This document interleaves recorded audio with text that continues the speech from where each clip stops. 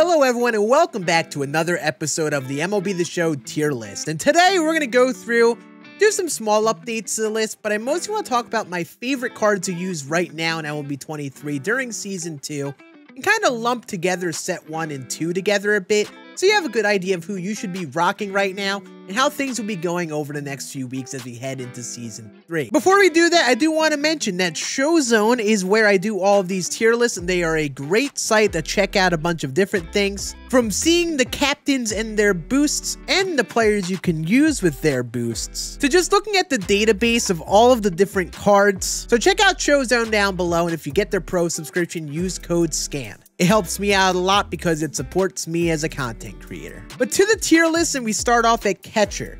There isn't really much change here other than 97 Carlos Santana being added. There really isn't that much to work with. There aren't many catcher cards, and not a single 99 overall in Set 2 that can play catcher. Season 1, however, brought us a bunch of different catcher options, and I think if you're looking for a good, safe option at catcher, Carlos Santana's 95 overall, or good old Porterhouse, Mike Napoli. Those two are such great hitters. Yeah, their defense isn't great, especially Santana's, but if you're playing on Hall of Fame and struggling to find a good offensive catcher, they're going to be a good option for you, and they are free to earn. But chances are, if you've been playing a good bit and have perused your options a bit, I have a feeling you'd end up using someone like JT Realmuto or Jorge Posada potentially, because they are also very solid options, but again are a little bit more expensive and a little bit more difficult to come by. But a lot of people do like JT Realmuto still, and I think he's definitely one of the more viable picks. First base, I did some tinkering to this one, moved some guys up and down, but this is where we are at right now with the first base tier list. And nice part about first base is you have a lot of really good S tier options that aren't that hard to get. Big Papi is a bit hard to get, but he's worth all the collection so far. He's been great for me.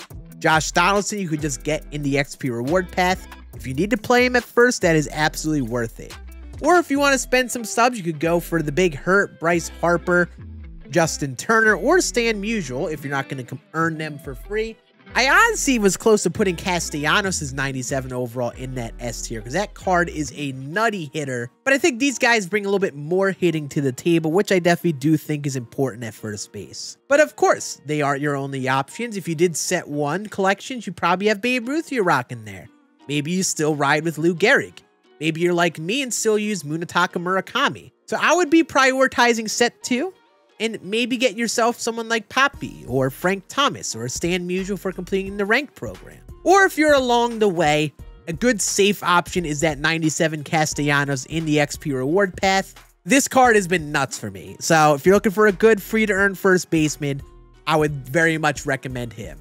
On to second base, and second base definitely doesn't have many options. I do like my good old speedy boys. In an ideal world, I think Ian Kinsler or Chase Utley would be many people's options. Probably aren't super urgent to add someone. But I will say, for me, I got 99 Corey Seager. And for people who are playing the game a good bit, grinding out collections, that card is a great card to play at second base. He'll maintain gold fielding there. He's going to be an elite second base hitter. Seager is great at second base. I'd really recommend him if you're going that route. But if you're not going to go to collection route, I think Chase Utley is a great safe option in the XP reward path. Also heard a lot of love from Tim Raines in Team Affinity. People have loved this card so far. Or maybe you're going to stick with Season 1 guys like Lindor or Trey Turner. All of these guys are still valid. Definitely will be able to use Lindor and Trey for the rest of this season. They both have their play still. But keep an eye out on Tim Raines if you're looking for a nice, easy to obtain option through Team Affinity. Going over to third base, I think people have this position locked down, especially if you've been playing since Season 1. You're probably rocking Chipper Jones, and that's a fair option. Chipper is great, and I could already picture people wildcarding him. But the thing is, not everyone's going to want to do that.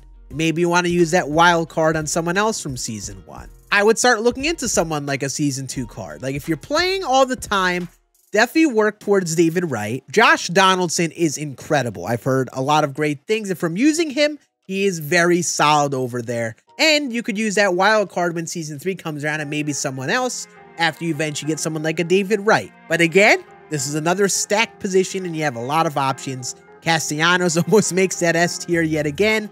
Good old Seager or Longo are still good. But you know, you could also stick with that season 1 boy. I love my guy Munetaka Murakami. I'm honestly considering wildcarding him because I've loved him so far. But there's a lot of fun options over at third base, especially with all of the secondaries. Now, in terms of shortstop, this is where someone like Donaldson might not be as viable because his defense is going to hurt him a bit. If you're someone who's been grinding, I think the pick is going to be someone like David Wright when you eventually get him. Or you could be like me and rock my guy Derek Jeter. The defense matters more at short. While someone like Chipper's in that S tier, you should only play him there unless you literally have to. I think you need an easy gold fielding and above at shortstop, but honestly, Diamond feels like it's a crutch. I find that those gold fielders bobble the ball here and there, honestly more than they probably should. So I think having the defense at shortstop is huge. That's why guys like Jeter and David Wright, Longo are going to be a lot better options over there at shortstop in comparison to some of the other guys. I bet there are people still rocking that season 1 shortstop though. Maybe it's Francisco Lindor or Trey Turner, or maybe you're rocking Jazz over there. There's a lot of nice options over at shortstop with pretty well-rounded hitting, and I kind of hope in season 2 here we get some guys in his A tier that fit the mold a little bit more. Robin Yount actually seems pretty nice and honestly could be a little underrated. Now in the outfield, and the outfield is stacked.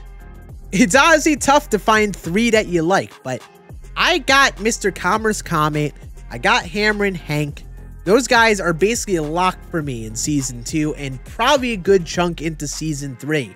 But if you're still working your way up, maybe you don't have the stubs for Mr. Comet or Hammer and Hank, definitely keep an eye out on the season 2 A tier of this bunch. Castellanos, again, is great to throw out there.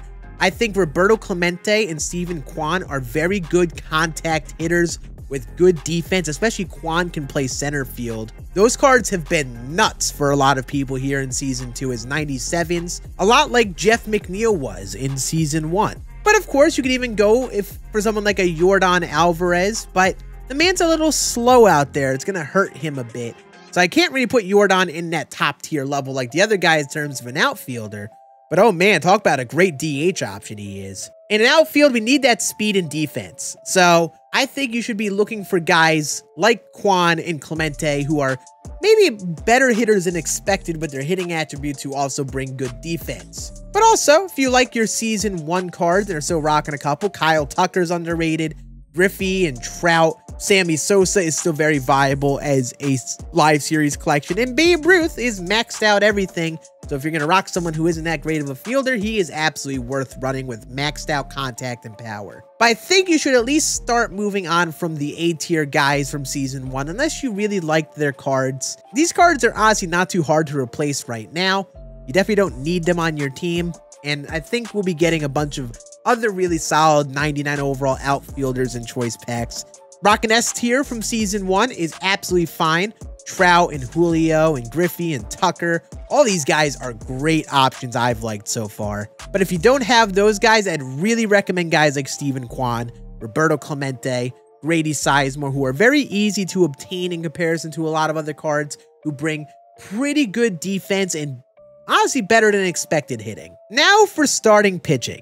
And I think for many people, you'll probably have 1, 2, or maybe 3 players in the S tiers from both of these lists. I think these are the guys that are like the best of the best. Honestly, someone like Clayton Kershaw is a very reasonable price, and he's been lights out for me. And I think he plays the S tier, but with the attributes he brings, he might end up being an A tier for you. That's just nature of it. I have loved Kershaw so far. He has been great.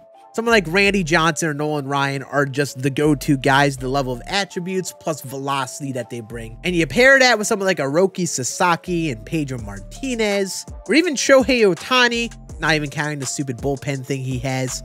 There are a lot of pretty solid starter options if you've been playing for a good bit. But I think a lot of people are going to be dabbling in team affinity and using some of those 97 overall cards still. Someone like Dustin May was like the go-to 97 overall in season 1. There are a lot more of those guys in season 2 that are pretty viable, like good old Lance McCullers Jr., Snapdragon, or DeGrominator, are very good 97 overall pitchers that honestly compete with the 99s.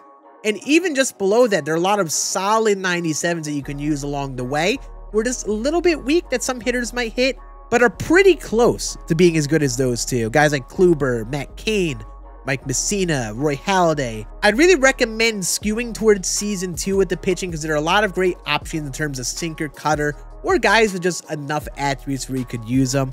We have a lot of great relievers here in set 2. This has already changed since the last one. Chapman being a go-to lefty. Yeah, this card is gross. It's a roll as Chapman is a 99. But also Kenley and Mariano and Goose Gossage are all top tier relievers. You're probably going to get 4 great relievers out of this. I think genuinely all these guys are worthy of being in your bullpen, really no matter what. Even if you have a lot of relievers, I would be using them unless you absolutely stink with them. You compare it to season 1, you know, maybe you're using Devin Williams or Gagne or Hader, but honestly, a lot of people might not be doing that right now. That's just kind of how season 1 went. It wasn't great for the bullpen. So I think many people are going to rock a couple of these guys, especially Jansen and probably Mariano Rivera, and you're probably working towards Goose Gossage. Other good guys are definitely Aaron Loop and John Franco for some lefties. Ryan Helsey's great with the outlier.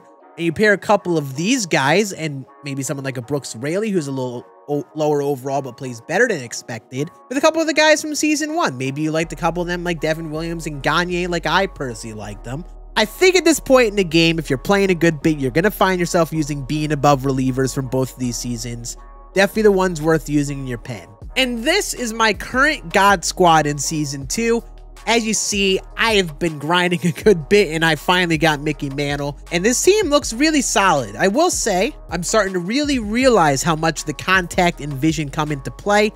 I need all my hitters to be around 100 to 110 on the contact at the very minimum, and hopefully around 100 vision. Because someone like Murakami kind of struggles on legend difficulty within the 80s of vision. And even someone like Napoli kind of struggles. So I'm trying to be very wary of things like vision because it starts to matter in the higher difficulties of the game. If you're trying to make a World Series push, it definitely matters. Debating trying some 97 overall guys who have higher vision, like that Steven Kwan, because they honestly might play with the level of contact and vision they bring. In terms of the rotation, you see I've got an interesting mix of guys. So I think most rotations may have one of the set collection starting pitchers, probably a couple of the higher tier 99 overall guys, sprinkled in with like a 5-starter that could be a 97 overall. And that's perfectly okay. A rotation like this is very viable to use. Honestly, it's a really good rotation. I think a lot of people end up sticking with the 97 overalls. You see, I've got a lot of the 99 overall guys. I really have liked all of the 99s so far. But bullpen's starting to get better, starting to get more options, and beauty is, if these guys don't end up working out, I don't need the 99s, and I could go to someone else that I pitched well with, like maybe 97 Ohtani. So yeah, that's gonna do it for this week of the tier list. If you enjoyed this video, hit that thumbs up. I know I haven't been posting on here that much, and I apologize for that. I do want to post on here at least a couple times a week as we get going here. If you do want to hear more of an explanation of things and what's going on with me doing tips and stuff, I'd recommend watching this video. I have a third channel called Diamond Diaries where I just talk about real life stuff and just what's going on with the content and such. And I think you'd enjoy listening to me talk about this. You all have a great rest of your day. I'll see you again on the next one.